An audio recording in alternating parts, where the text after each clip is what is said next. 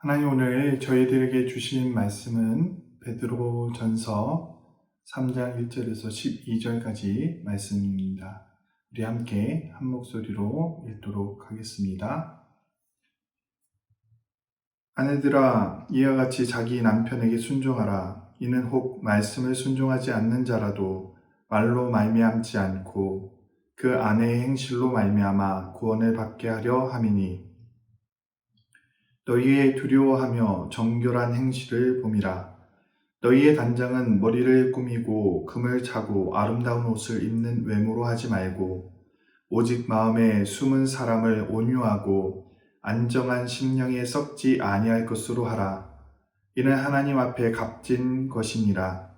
전에 하나님께 소망을 두었던 거룩한 부녀들도 이와 같이 자기 남편에게 순종함으로 자기를 단장하였나니, 사라가 아브라함을 주라 칭하여 순종한 것 같이 너희는 선을 행하고 아무 두려운 일에도 놀라지 아니하면 그의 딸이 된 것이니라.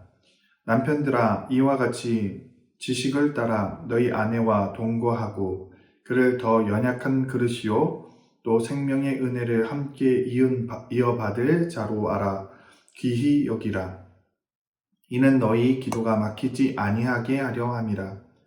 마지막으로 말하노니, 너희가 다 마음을 같이하여 동정하며 형제를 사랑하며 불쌍히 여기며 겸손하며 악을 악으로 욕을 욕으로 갚지 말고 도리어 복을 빌라. 이를 위하여 너희가 부르심을 받았으니 이는 복을 이어받게 하려 하심이라.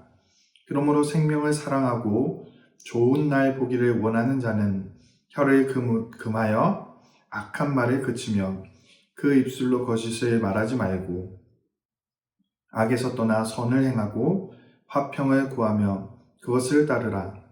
주의 눈은 의인을 향하시고 그의 귀는 의인의 간구에 기울이시되 주의 얼굴은 악행하는 자를 대하시느니라 하였느니라.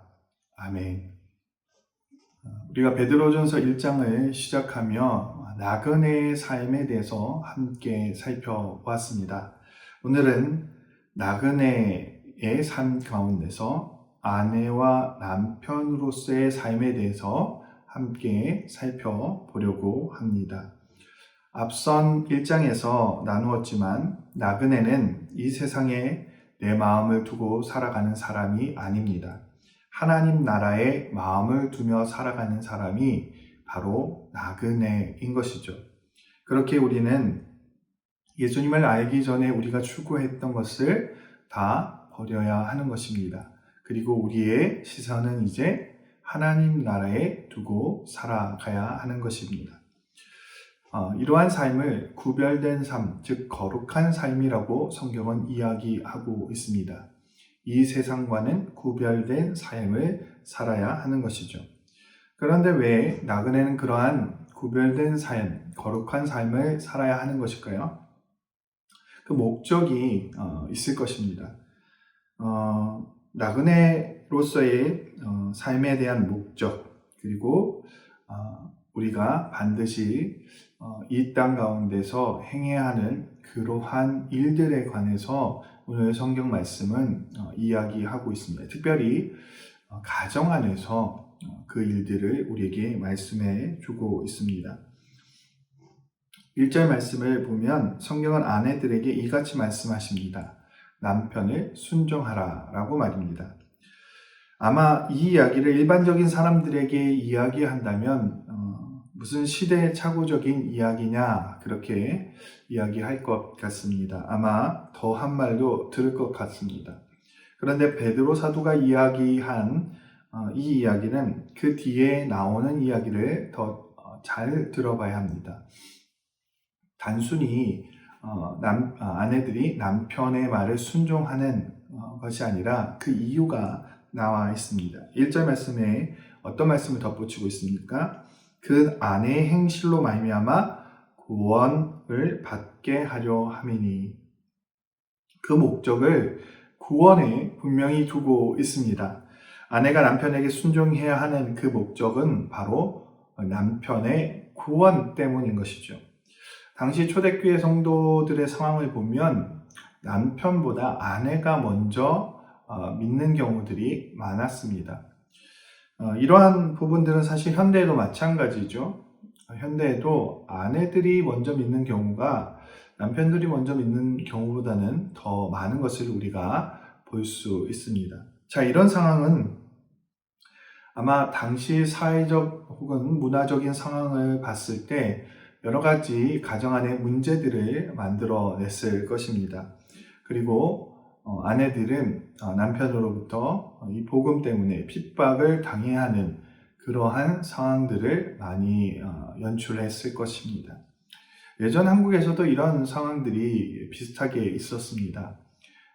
보통 아내들이 먼저 믿음을 가지고 또 자녀들이 믿음을 가지게 되는 그런 경우죠. 이럴 때 남편들은 아내들을 핍박하는 이 복음 때문에 핍박하는 경우들이 종종 있어 왔습니다. 이에 대해서 어떤 이들은 남편에 대항해서 맞서 싸워야 된다, 그리고 심지어 남편을 떠나야 된다라고 이야기하는 그러한 사람들까지 있었던 것 같습니다. 아마 초대교회의 상황에서도 이렇게 강하게 주장하는 사람들이 있었던 것 같습니다.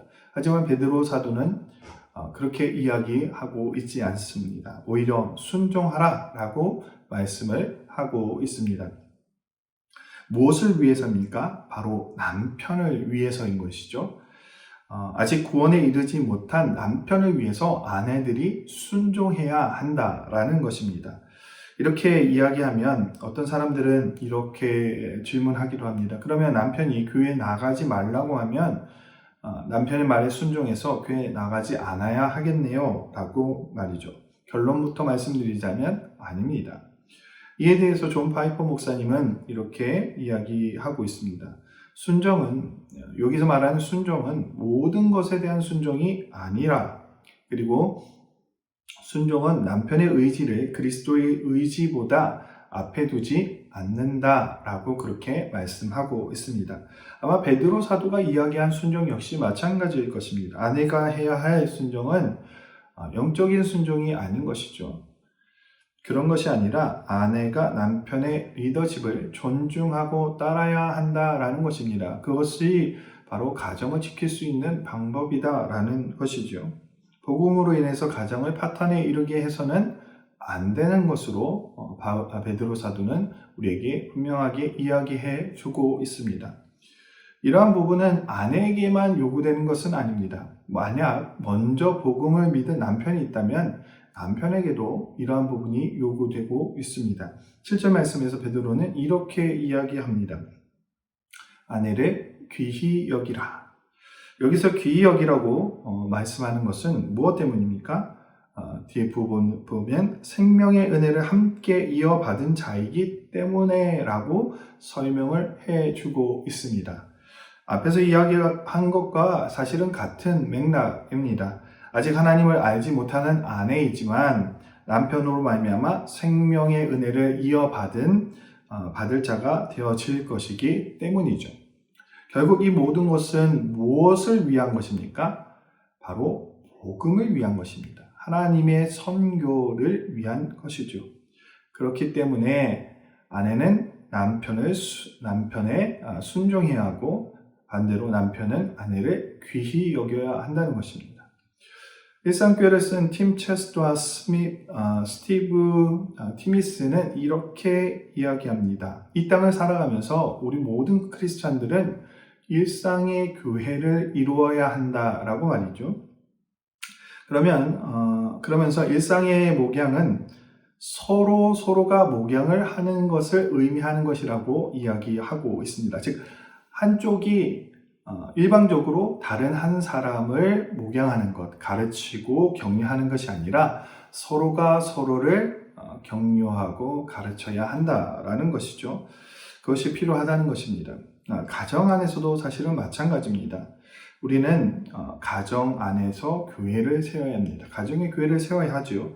그러기 위해서 아내는 남편을 세워주고 남편은 아내를 존귀 여겨줄 때, 서로가 서로를 세워주고 서로가 서로를 존중해 줄 때 가정의 교회는 세워질 수 있는 것입니다. 코로나 시대에 우리는 가정의 소중함을 더욱더 깨닫게 됩니다. 그리고 이 시대야말로 가정의 교회가 얼마나 소중한지를 알 수 있는 그러한 시대입니다. 일상에 세워진 우리의 가정의 교회가 온전해질 때 하나님의 나라는 더욱더 확장되어질 수 있는 것입니다. 또한 일상에 세워진 이 교회는 남편이 세울 수 있는 것이 아니며 또 아내가 세울 수 있는 것이 아니라는 것입니다. 서로가 그렇게 합력할 때 가능한 것입니다. 아내는 남편을 세워주고 남편은 아내를 존귀히 여길 때 우리의 일상에 가정의 교회가 세워질 수 있게 된다는 것입니다. 서로가 매일매일 위로해주고 또 때로는 도전을 줄 때 가정의 교회는 든든히 세워질 수 있는 것이죠. 베드로 사도는 나그네의 삶을 통해서 우리의 일상에 교회를 세우기를 원했습니다. 그러기에 2장에서 우리를 왕같은 제사장으로 그렇게 하나님께서 삼으셨다고 말씀해 주고 있는 것이죠. 그리고 교회를 세운 우리는 이 일상 가운데서 하나님의 선교를 이루어갈 수 있다는 것입니다. 하지만 어떠한 특별한 전도 이벤트 등을 통해서 선교를 이루어가는 것이 아니라 우리의 삶이 곧 전도 이벤트가 되어야 한다는 것입니다. 그런데 그 중심에는 바로 우리의 가정이 있는 것이죠. 서로 매일같이 세워주는 그러한 가정이 존재할 때 우리는 우리의 일상에 교회를 온전히 세워갈 수 있는 것입니다. 만약 여러분이 가정에 아직 하나님을 알지 못하고 아직 온전한 믿음 가운데 서 있지 않는 남편이나 아내가 있다면 여러분 남편을 세워주고 또 존귀히 여겨 주시기를 바랍니다. 아내의 행동, 남편의 행동으로 인해서 하나님을 알지 못하는 아내 혹은 남편이 하나님의 귀한 사람이 되어질 수 있는 것입니다. 만약 여러분의 가정이 온전한 믿음을 가지고 있는 가정이라면 여러분 지금과 같이 서로가 서로를 목양할 수 있는 그런 가정을 만들길 바랍니다. 아내는 남편을 세워주고 남편은 아내를 존귀히 여겨줄 때 그 가정은 정말 하나님의 교회를 이룰 수 있고 그 가정을 통해서 우리의 삶의 자리에서 하나님의 교회, 일상의 교회를 세워갈 수 있는 것입니다.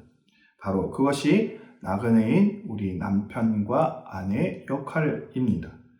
이렇게 가정에서 세워진 교회는 우리가 앞에서 이야기했던 그러한 일상의 교회를 세워가는 디딤돌이 되어집니다.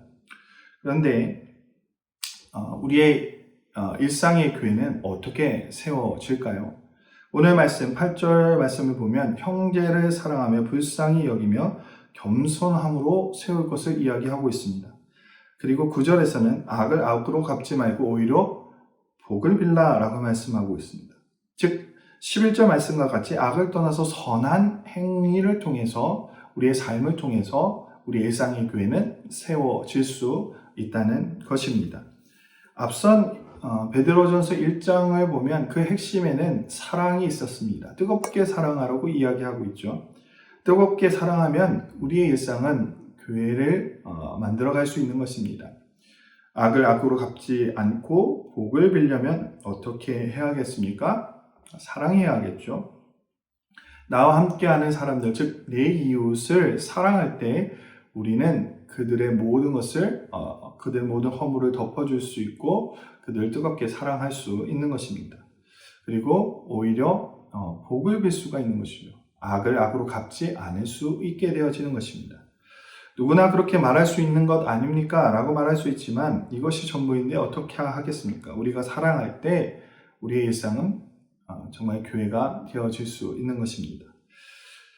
전 그렇게 하기 위해서 무엇보다 베드로 사도가 먼저 이야기했던 가정의 교회가 세워져야 한다고 봅니다. 우리가 일상에서 이웃을 사랑하려고 한다면 먼저 가정의 교회가 튼튼하게 세워져야 한다는 것이죠. 1절과 7절 말씀이 반드시 선행되어질 때 8절 이하에 우리가 보았던 말씀들을 우리가 이루어갈 수 있는 것입니다.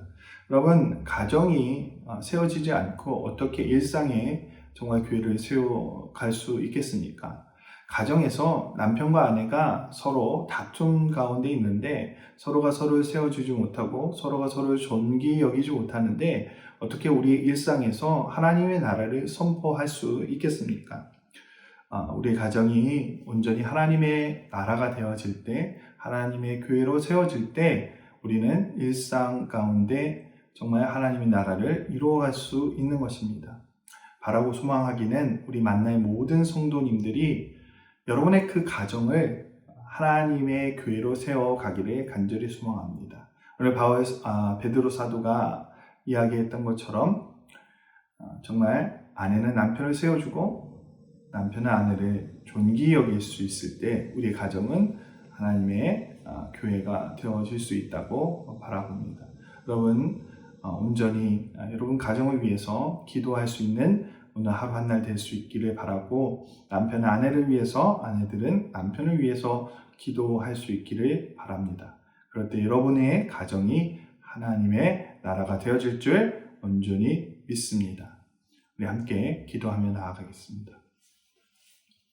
할렐루야. 사랑이 많으신 하나님 감사합니다. 하나님, 우리를 구별하여 하나님의 선택받은 백성으로 만들어 주셨습니다. 하나님, 그것이 바로 나그네입니다. 이 세상의 삶을 살아가고 있지만 우리 마음은 언제나 하나님 나라를 바라보는 그것이 나그네의 삶입니다.